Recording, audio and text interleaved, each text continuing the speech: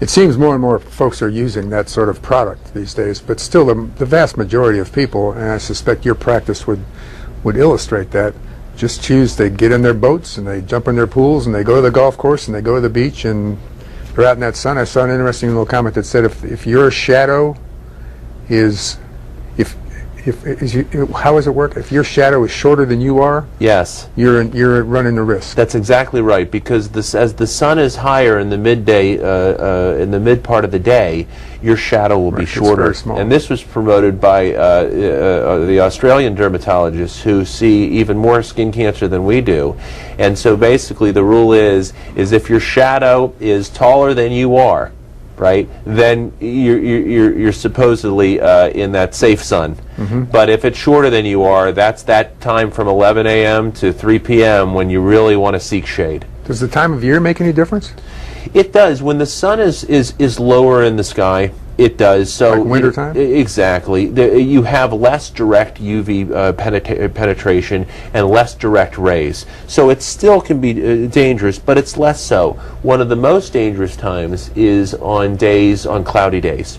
Because what happens with cloudy days is the UV radiation that generates heat is blocked out by the clouds, but the UV radiation that causes skin cancer is not blocked. And so you can get, many people have had a bad sunburn on a cloudy day because they're not feeling the heat, but they're getting just as much sunburn rays. Can we revisit the moles issue for a second here? You mentioned someone with 100 moles or so. Why are moles so much related to melanoma?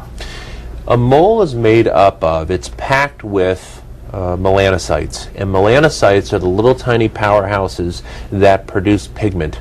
And in a mole, you have a congregation of these little tiny pigmented cells all in one little area, and that's what gives the color to the mole. And when you have enough of these in one concentrated area, sometimes because of the sun or because of just genetics, one of those little tiny cells can go awry. And that's what happens with melanoma.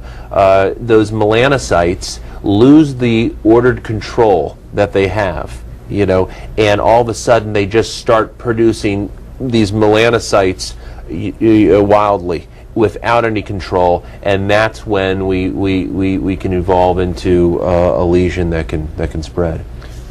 And is it true also that if someone has had one melanoma, I suppose you count them that way, one melanoma, they're more likely to have more, just like with the basal cell? Absolutely. There isn't a hard number for that, because again it varies quite a bit, but I tell their risk for developing another one certainly is higher compared to someone who hasn't had one at all. I obligate them to look at themselves every single month, do an exam. They see me in my office every 6 months, and if they notice any mole changing or different, I will get them either in the office that day or that week to examine that changing lesion. How long does it take, once a melanoma develops, once it's discovered, for it to spread to the stage of perhaps fatalities?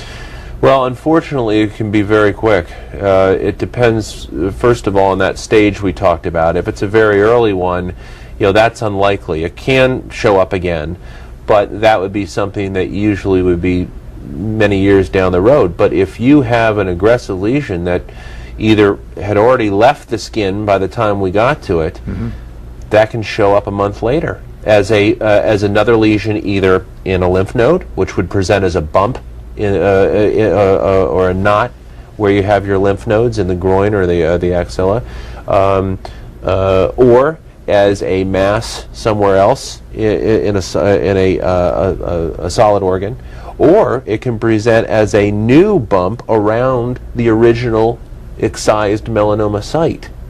So one of the first things I do when I see a melanoma patient that I've removed a melanoma on is I go right to that melanoma site and I examine that area in its entirety to make sure that there's nothing new showing up around that lesion. Well, the information is obviously incredibly helpful. People do need to be more aware of it. They do need to take better care of themselves.